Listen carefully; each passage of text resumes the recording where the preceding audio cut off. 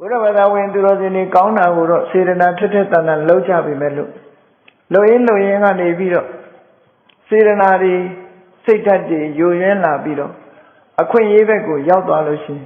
ကုသိုလ်ကနေအကုသိုလ်ဘက်ကိုရောက်သွားတဲ့ဒါအမတန်တတိထားเสียကောင်းပေါ့အဲ့ဒါမျိုးမဖြစ်အောင်တတိထားဖို့အမတန်မှအရေးကြီးတယ်ဒါကြောင့်မို့လို့ဘုံစွမ်းလောင်းလူစိတ်ထားဖြူဖို့လိုတယ်စိတ်ထားဖြူရမယ်စိတ်ထားဖြူမယ်ဆိုရင်အလုံးကိုကုသိုလ်ရတယ်အေးလွယ်လွယ်မမလုပ်ပြီဆိုလို့ရှိရင်တော့ကုသိုလ်တပည့်ငရဲတပိတ်တာဆိုတာမျိုးဖြစ်လာနိုင်တယ်ပေါ့ဒါတတိထားရမယ့်အချက်တွေကိုပြောပြအဲ့ဒါတွေကိုတတိမထားပဲနဲ့ကုသိုလ်လို့ထင်ပြီးတော့လုပ်နေမယ်ဆိုလို့ရှိရင်တော့ကုသိုလ်ကနေပြီးအကုသိုလ်တွေဖြစ်တယ်ဆိုတာဥပနိဒေယတတ္တိထဲမှာကုသလောဓမ္မောအကုသလတ္တဓမ္မတဥပနိဒေယပစ္စေနပစ္စယောကုသိုလ်လုပ်ရင်းကနေလည်းအကုသိုလ်ဖြစ်တာအကုသိုလ်လုပ်ရင်းကလည်းကုသိုလ်ဖြစ်တာအကြောင်းဆိုတာတခုကိုအကြောင်းပြုပြီးလုပ်တဲ့အလုပ်ကတော့ကုသိုလ်အလုပ်ပဲဒါပေမဲ့လို့မလုပ်တတ်လို့ရှိရင်အကုသိုလ်ပဲရောက်လာပြောင်းလဲမှုတွေဖြစ်ပေါ်လာ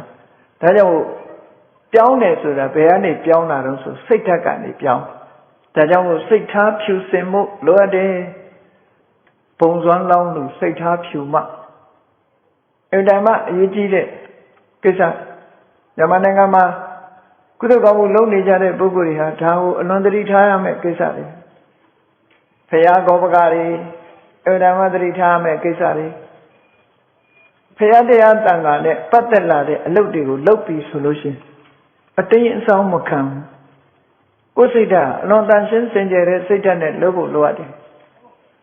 အဲ့ဒီလိုမှစိတ်ဓာတ်မခံဘူးဆိုရင်မလုပ်ဖဲနေတာကကုသိုလ်ပိုရနိုင်တယ်အပြစ်ကင်းတယ်ပေါ့မလုပ်ဖဲနေရင်အပြစ်ကင်းလုပ်ပြီးဆိုလို့ရှိရင်လည်းအပြစ်မဖြစ်အောင်လုပ်တတ်ဖို့ဒါတွေကမသိလို့လုံးမိတဲ့ပုံကိုယ်တွေသိအောင်လို့ပြောပြလုံးမိတယ်ဆိုရင်မြန်မာနိုင်ငံမှာဘာတွေဖြစ်တုံးဆိုကိုသိသလောက်ပြောရမယ်အကုန်လုံးသိတာတော့မဟုတ်ဘူးတချို့တရားပွဲကျင်းပတဲ့အဖွဲ့တွေရှိတယ်အဲ့ဒီတရားပွဲကျင်းပတဲ့အဖွဲ့တွေဟာတရားပွဲအတွက်ဓမ္မပူဇာဆိုပြီးတော့အလှခံထားပြီးအဲ့ဒီဓမ္မပူဇာတွေထဲကနေဘာလုပ်လဲဆိုတန်ချက်ဆက်ဖို့တို့တယ်လီဗီရှင်းရိုက်တဲ့ဖို့တို့နောက်ဆုံးမှာပြင်ဆင်စရိတ်တွေတို့ဘာတို့အဲ့ဒီထဲကနေပြီးတော့သုံးတယ်ဆိုတာကြားသိရကိုယ်တိုင်လည်းတစ်ခါတွေးလိုက်တယ်အဲ့ဒါမျိုးတွေဟာမလုပ်ထိုက်တဲ့ကိစ္စတခုလှူတဲ့လူကဓမ္မပူဇာလို့လှူသွားလို့ရှိရင်ဓမ္မပဲပူဇော်ရမှာဖြစ်တယ်ပေါ့ခေါင်းကမတ်တဖို့တို့အတန်ချက်ဆက်ဖို့တို့မီးဖို့တို့ဘာညာကြံတဲ့ကုန်ကြစိတ်တွေကတိတတ်မယ်ရှာဖွေတဲ့ဘလူရှင်ရှာမယ်တိတတ်ဓမ္မပူဇာဆိုတဲ့ထဲကနေမသုံးနိုင်ဘူးဘာဖြစ်လို့တော့ဆိုအများလှူတာကဓမ္မပူဇာလို့လှူထားတာကိုကပူဇာရဲမထည့်ပဲနဲ့တခြားဟာတွေသုံးတယ်ဆိုရင်တလွဲအသုံးချတယ်လို့ခေါ်တယ်ရဟန်းတော်တွေဆိုလို့ရှိရင်ဒီလိုအပြောင်းလဲလှုပ်တာမျိုးလုံးဝမလုပ်အောင်ဘုန်းကြီးတွေဆိုရင်အဘတ်တင်ဆိုပါစို့ရွှေဒဂုံဘုရားကိုလှူဖို့ဆိုတဲ့ညီရွယ်ထားတဲ့ပစ္စည်းတစ်ခုကိုသုလိဘုရားပြောင်းပြီးတော့လှူခိုင်းလို့မရဘူးကုသိုလ်ရှင်ကရွှေဒဂုံဘုရားကိုစိတ်ညွတ်ထားလို့ရှင်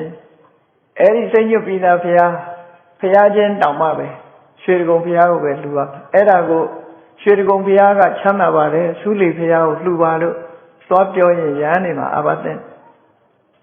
မလို့ဘူးဒါမျိုးอ่ะအဲ့တော့အဲ့ဒီမှာတောင်မှပဲရဟန်းတွေမှာတောင်အပြစ်ရှိတယ်ဆိုတော့လူတွေမှာရည်ရွယ်ချက်တစ်ခုနဲ့လှူဒန်းထားတဲ့ပစ္စည်းတစ်ခုကိုအလွဲသုံးစားသွားလုပ်မယ်ဆိုလို့ရှိရင်ဒီအပြစ်ကကိုယ့်ပုံမှာကြာရောက်လာမှာသိကြတယ်ပေါ့ဒါကြောင့်မို့ဒါတွေဟာဘာသာတရားလောက်ကင်ဆောင်ရတဲ့အခါမှာစိတ်ဓာတ်တွေဖြူစင်မှုအမှန်တမ်းအရေးကြီးတယ်တတ်မှန်ပြန်လုပ်ဖို့လိုအပ်တယ်အဲ့ဒီလိုမဟုတ်ဘဲနဲ့မတန်ရှင်းတဲ့စိတ်ဓာတ်တွေနဲ့လောက်တာဘာသာရေးကိစ္စလုပ်တယ်လို့ဆိုပြီးလုပ်နေဘာသာရေးတွေကနေပြီးတော့အလွဲသုံးစားတွေလုပ်မယ်ဆိုလို့ရှိရင်တော့အကုသိုလ်တွေဖြစ်အောင်ပါပဲကုသိုလ်တွေပဲငရဲတပိတ်သားဆိုတာအဲ့ဒါမျိုးကိုဆိုလိုတာအဲ့ဒါကြောင့်မို့လို့ကုသိုလ်ဆိုရင်ကုသိုလ်တန်တန်ပြန်ရအောင်ကြိုးစားအားထုတ်သင့်တယ်အဲ့ဒါကိုဆိုလိုတယ်ဆွန်လောင်းပြီဆိုလို့ရှိရင်လည်းဒါသိအရေးကြီးတယ်ပေါ့တန်ခါးလေးဆွန်လောင်းဖို့လို့လူခံတယ်အလူခံထားတဲ့ငွေကြီးဟာတပြားတစ်ချက်မှတစ်ပြည့်နေရာမှာမသုံးနိုင်ဘူးသုံးပြီဆိုလို့ရှိရင်အကုသိုလ်ဖြစ်မှသိကြတယ်ပေါ့ဒါကြောင့်မို့တချို့ကတော့လေဒါမျိုးကိုရှောင်တယ်ပေါ့တချို့ကြတော့လေရ ရိုးလာတဲ့အခါမှာမရှောင်မဲနဲ့လှုပ်တတ်မိတယ်ပေါ့အဲ့ဒါလို့မလှုပ်ပြီးဖို့အမှန်တမ်းအရေးကြီးတယ်ကိုလှုပ်တဲ့လှုပ်ကကုသိုလ်ရခြင်းလို့လှုပ်တာကုသိုလ်ရမယ်လှုပ်ကိုကုသိုလ်ရအောင်လှုပ်နိုင်မှပို့ပြီးတော့အကျိုးရှိမှဖြစ်တယ်ကုသိုလ်လှုပ်ပြီးအကုသိုလ်တွေဖြစ်နေမယ်ဆိုရင်ကိုယ့်အတွက်ဟာနစ်နာဆုံးရှုံးခြင်းတစ်ခုပဲဒါကြောင့်မို့စိတ်ထားဖြူစင်ရမယ်ရိုးသားရမယ်ဖြောင်းမြတ်မရမယ်ဆိုတာအမှန်တမ်းအရေးကြီးတဲ့ဘာသာရေးလုပ်ငန်းတွေဖြစ်တယ်ပေါ့ကုသိုလ်တန်တန်ကြံကြံရအောင်ကြိုးစားဖို့ဒီအသိဉာဏ်တွေရှိပြီးတော့လုပ်ဖို့အမှန်တမ်းအရေးကြီးတယ်ပေါ့အခုလိုတန်ခါတွေကိုရည်စူးပြီးတော့ဆောင်းလောင်းတယ်ဆိုတဲ့လုပ်ငန်းဟာအလွန်မမြတ်တဲ့အလုပ်ပဲမြတ်စွာဘုရားကိုယ်တိုင်ကလည်းတန်ခါဒါနဟာအလွန်အကျိုးကြီးတယ်လို့ဒီလိုဟောတယ်ဘုရားသခင်ကိုယ်တော်မြတ်ကယဟန်တန်ခါတွေကိုပိဋိယလောဘဘောဇနနိတ္တယပပိစ္ဆတထတိယာဝစီဝဥဒ္ဒါဟောကရဏီယောသာသနာပေါင်းဝင်လာပြီဆိုလို့ရှိရင်ဆွမ်းခံလို့ရတဲ့ဆွမ်းပေါ်မှာအမိပြုပြီးတော့တရားဓမ္မကျင့်ကြံကြုတ်ကိုအထောက်ရမယ်လို့ဆိုတာခဏိထီအောင်ပဲဒီအဆုံးအမကိုပေးနေတော့မှဖြစ်တယ်ပေါ့မြတ်စွာဘုရားကိုယ်တိုင်ကလည်းပထမဆုံးအချိန်ကပိလုနေပြည်တော်ကိုကြွရောက်တဲ့အခါမှာဆွေတွေမျိုးတွေဘယ်လောက်ပဲများဘယ်သူအိမ်မှမကြွပဲနဲ့မြို့ထဲမှာဆွမ်းခံထွက်ခဲ့တယ်ဆိုတာဘုဒ္ဓဝင်ဖတ်ဖူးသူတိုင်းသိတယ်အဲ့ဒါကြောင့်မို့ဆွမ်းခံကြွလာတဲ့ပုဂ္ဂိုလ်ဆွမ်းလောက်ရတယ်ဆိုတဲ့ကုသိုလ်အမှန်တမ်းကြီးမားတဲ့ကုသိုလ်ဖြစ်ရှင်နုရုဒ္ဓမထေရမြတ်ဆွမ်းခံကြွလာတာကိုဆွမ်းလေးတစ်စုံလောင်းနေရတဲ့အိန္ဒကနတ်သားဟာအဘိဓမ္မာဒေသနာတော်အဘိဓမ္မာတရားပွဲကြီးမှာမေတော်မိနတ်သားအနီးမှာထိုင်ပြီးတော့မြတ်စွာဘုရားနဲ့အနိကဆုံးနေရာမှာထိုင်ပြီးတော့တရားနာနိုင်လောက်အောင်ဘုန်းတကိုးတွေကြီးမားတယ်ပေါ့။သမယေချောင်းစည်းအောင်သာသနာ့ဘာမှာလှူခဲ့တဲ့အင်္ဂုရနတ်သားကြတော့ဘုရားနာမှာအရင်ရောက်နေလင်းကစားဘုန်းတကိုးကသေးငယ်သည့်အတွက်ကြောင့်သူ့ရဲ့ဘုန်းတကိုးကြီးတဲ့နတ်တွေလာတဲ့အခါဆုတ်ပေးလိုက်ရတာ12ယူစနာလောက်ဘုရားနဲ့ဝေးကွာသွားတဲ့နေရာရောက်သွား။ဒါကြောင့်မို့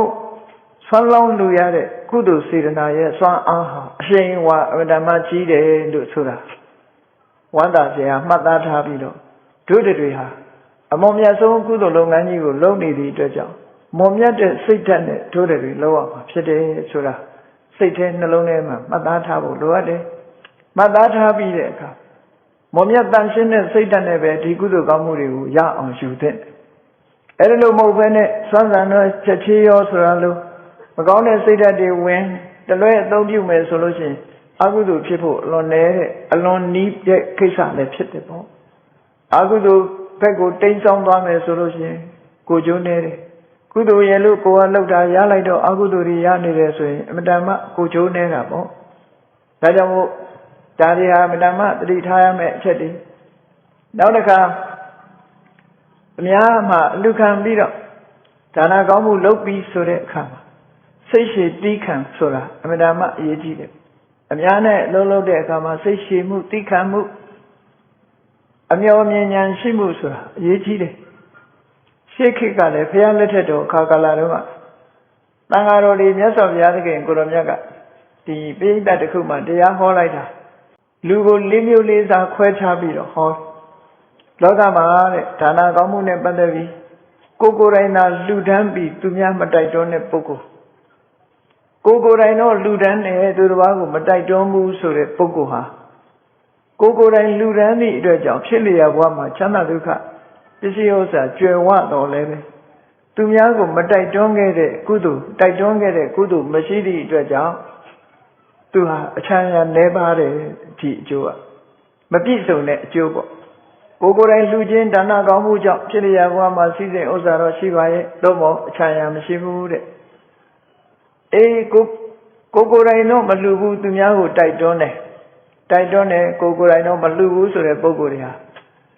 ကိုယ်တိုင်မလှူသည့်အတွက်ကြောင့်ဖြစ်လျက်ဘဝမှာချမ်းသာဒုက္ခပစ္စည်းဥစ္စာဒနာကျွယ်ဝတာတော့မရှိဘူးသို့တော့သူများကိုလှူဖို့တိုက်တွန်းနှိုးဆော်ခဲ့သည့်အတွက်ကြောင့်ဖြစ်လျက်ဘဝမှာအချမ်းရံနေတော့များတယ်မိသားစုများတယ်ဒီလိုဆိုကိုယ်လည်းမလှူဘူးသူများလည်းမတိုက်တွန်းဘူးဆိုတဲ့ပုဂ္ဂိုလ်ကြတော့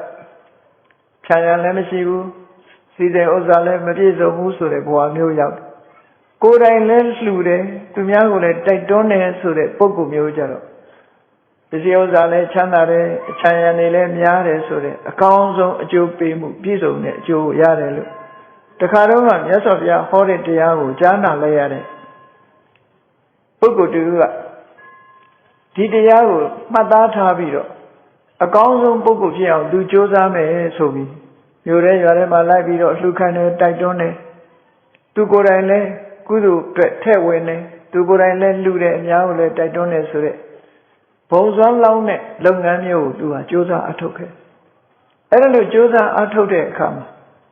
ကိုကလိုက်လံပြီးတော့အလှူခံတဲ့အခါမှာအလှူခံပုဂ္ဂိုလ်ဆိုတာသိခံမှုရှိရတချို့ပုဂ္ဂိုလ်တွေကအလှူခံတာကိုမကြိုက်လို့တချို့အိမ်တွေမှာအလှူခံခြင်းသိခံမှလို့တောင်ရေးထားတာရှိတယ်တချို့အိမ်တွေကျတော့ခွေးကြိုက်တတ်သည်လို့ရေးထားတယ်အလှူခံလာမှဆုံးလို့အဲ့ဒါလို့လူဆိုတာအမျိုးမျိုးရှိတယ်အဲ့ဒီမဲ့ဒီပုဂ္ဂိုလ်ကသွားပြီးတော့အလှူခံတဲ့အခါကျတော့လူတယောက်ကကိုယ့်ဘက်ကိုလှူနိုင်ရင်ကိုယ့်ဘက်ကိုလှူမယ်လှူကြပါတန်းကြပါနဲ့သူများကိုပြောတာမကြိုက်တဲ့ပုဂ္ဂိုလ်ကရွဲ့ပြီးတော့စီလေးရတစ်စက်ပဲလေးရတစ်စီးနှစ်စီးဆန်လေးရတစ်စီးနှစ်စီးနှမ်းလေးရတစ်စီးနှစ်စီးဆိုတာလက်ချောင်းလေး၃ချောင်းနဲ့ယူပြီးတော့တမင်ရွဲ့ပြီးတော့ထဲ့တာမျိုးတော့ကြုံခဲ့ရဘူးတဲ့အဲ့ဒါမျိုးကိုသိခံနိုင်စွမ်းရှိရမယ်လို့ဒီလိုဆိုလို့တယ်သိခံနိုင်စွမ်းရှိရမယ်စိတ်ဓာတ်ဟာမပြတ်ပြားပဲဘယ်သူပဲလှူသမျှအားလုံးဟာတူမြသောစေတနာနဲ့လှူတယ်လို့စိတ်ထဲမှာထားပြီးတော့နော်နည်းနည်းထဲ့လို့ရှင်မကြည်မနှက်လောက်တာမျိုးမလုပ်သင့်ဘူးပေါ့များများလှူတဲ့ပုဂ္ဂိုလ်ဒီမျက်နှာလူမျက်နှာရလောက်တာမျိုးလည်းမလုပ်အောင်နည်းနည်းလှူလို့ဒီမဲ့တာရွဲ့တာလည်းမလုပ်အောင်ဘယ်ပုဂ္ဂိုလ်မျိုးပဲသူ့အတိုင်းတာနဲ့သူကသူလှူတာဖြစ်ဓာတ်လူညီမြစိတ်ထဲမှာဝမ်းသာကြည်နူးတဲ့စိတ်ထားအေးသူတတ်နိုင်တယ်လို့လှူတာပဲဆိုတဲ့စိတ်ထက်မျိုးမွေးမြူနိုင်မှသူများကိုလိုက်ပြီးတော့လှူခံတာအမတန်မှဒီအလုပ်ကိုလုပ်တဲ့နဲ့တဲ့အဲ့ဒါလို့မဟုတ်ဘူးဆိုရင်ကိုလုပ်တဲ့အလုပ်ကကုသိုလ်စိတ်ဓာတ်ကတူညီစွာမထားနိုင်ဘူးဆိုရင်အကုသိုလ်စိတ်ဓာတ်တွေဖြစ်ပေါ်လာတယ်ဒါကြောင့်မို့လို့ဒါလည်းအလွန်တတိထားရမယ့်ကိစ္စတစ်ခုပဲလွန်တတိထားရမယ်ဒါနကောင်းမှုလုပ်တယ်ဆိုတာယဟန်တန်ဃာတွေဆွမ်းခံကြွလာလို့လောင်းနဲ့လှူတယ်ဆိုတဲ့ဒီအလှူဟာစိတ်ထဲမှာဘယ်လောက်ထိအောင်ထားရမလဲလို့ဆိုလို့ရှိရင်အိမ်တိုင်းမှာရှိကြတဲ့ကုသိုလ်ရှင်တွေတော့မဟုတ်အများကိုနှိုးဆော်ပြီးတော့ဝေယဝိဆယူပြီးတော့ဘုံစွမ်းလောင်းတဲ့အသင်းတွေတန်ဃာတွေကြွလာတာမြင်လို့ရှိရင်စိတ်ထဲကဘုရားလက်ထက်ကယဟန်တာတွေရဲ့အနွယ်အဆက်ပဲလို့ဘယ်ကြောင့်ကဘယ်ကိုယ်တော်ဆိုတာတွေးမနေနဲ့ဘုရားလက်ထက်ကဘုရားရဲ့တပည့်တာဝကတွေအစဉ်ဆက်ပဲဘုရားလက်ထက်ကဒီလိုနေမှာပဲလို့ဒီတန်ဃာတွေကိုစိတ်ထဲမှာအာယုံထားပြီးတော့အဲ့ဒီတန်ဃာတွေရဲ့ကိုယ်စလဲဆိုတဲ့စိတ်နဲ့ဘယ်ပုဂ္ဂိုလ်ပဲဖြစ်ဖြစ်တယုတတိလောင်းလှူနိုင်မှုအရေးကြီးတယ်အဲ့လိုလောင်းလှူတဲ့အခါမှာမလေးမစားနဲ့စကားမျိုးတွေမပြောမိအောင်လည်းသတိထားပြောလိုက်တယ်ဆိုတဲ့ကောဝစီကံလို့ခေါ်တယ်အဲ့ဒီဝစီကံဟာပြောတဲ့ပုဂ္ဂိုလ်ဒီယဟန်တန်ဃာကိုယဟန်တန်ဃာကမကြည်ညိုဝရမဆောင်လင့်ကစားမဆောင်တာကသူ့တောင်းသူ့အတွက်သူနဲ့သာဆိုင်တယ်ကိုကနေပြီးတော့ယဟန်တန်ဃာကိုပြောလိုက်မယ်ဆိုလို့ရှိရင်နော်ဆဲရီတိုင်းထွာမှုဆိုတာနေမဲငဆဆဲမှဆဲတယ်လို့ခေါ်တာမဟုတ်ဘူးနော်ဆဲရီချင်းဆဲမျိုးဆိုတဲ့အထဲမှာအနာနဲ့ခေါ်ရင်လည်းဆဲတာလို့ပြောတယ်အယအမောင်းနဲ့ပြောရင်လည်းဆဲတာပဲလို့ပြောတယ်ဥပမာမဲ့အယပူတဲ့လူကိုငပုလို့ပြောရင်ဒါလည်းဆဲတာပဲနော်အသားမဲတဲ့လူကိုငမဲလို့ခေါ်လို့ရှိရင်လည်းဆဲတာပဲအဲ့ဒါလို့ဆဲမှုတွေဆိုတာကတစုံတစ်ခုကိုအကြောင်းပြုပြီးတော့မလိုမုန်းထားတဲ့စိတ်နဲ့ပြောတာမှန်သမျှဆဲရည်တယ်လို့ခေါ်ဆဲရည်တယ်လို့ခေါ်အဲ့ဒါမျိုးမဖြစ်ဖို့အမှန်တမ်းအရေးကြီးတယ်နော်အမှန်တမ်းအရေးကြီးအဲ့ဒါလို့ထားနိုင်မှဒီအလုပ်မျိုးကိုလုပ်တဲ့အဲ့ဒီစိတ်မျိုးမထားနိုင်ဘူးဆိုလို့ရှိရင်ကိုယ့်ဘက်ကအကုသိုလ်တွေကိုရအောင်လုပ်နေတယ်လို့ဖြစ်နေတယ်ကုသိုလ်စစ်စစ်ရဖို့ရာအတွက်စိတ်တော်ရာဖြူစင်မှုခန္ဓာမာဝိဇိတဗျင်ကြီးကိုပညာရှိကတတိပေးတယ်လို့ပဲကိုယ်စိတ်တွေဟာကိုယ်ဘလောက်ထားနိုင်တယ်လဲစိတ်ဓာတ်ကြံ့ခိုင်အောင်ဘလောက်ထားနိုင်ပြီလဲအဲ့ဒီပေါ်မှာမူတည်ရအဲ့ဒါလို့ကိုယ်စိတ်ဓာတ်ကိုပြုပြင်ပြီးမှအခုလိုလုပ်မယ်ဆိုလို့ရှိရင် ကိုလောင်းလူသည်များဟာမြည်သည့်ပုဂ္ဂိုလ်ကိုပဲလောင်းလူသည်များယန္တာဆိုတဲ့ဒီတန်ခါဆိုတဲ့ရည်စူးချက်နဲ့လူသည့်အတွက်ကြောင့်မြတ်စွာဘုရားဟောတဲ့အတိုင်းအကျိုးကျေးဇူးဟာဒီဒါနကောင်းမှုရဲ့အကျိုးဟာအပင်ချေးရအပမေယမရေမတွက်နိုင်တော့အောင်အကျိုးများမယ်လို့ဒါဟာ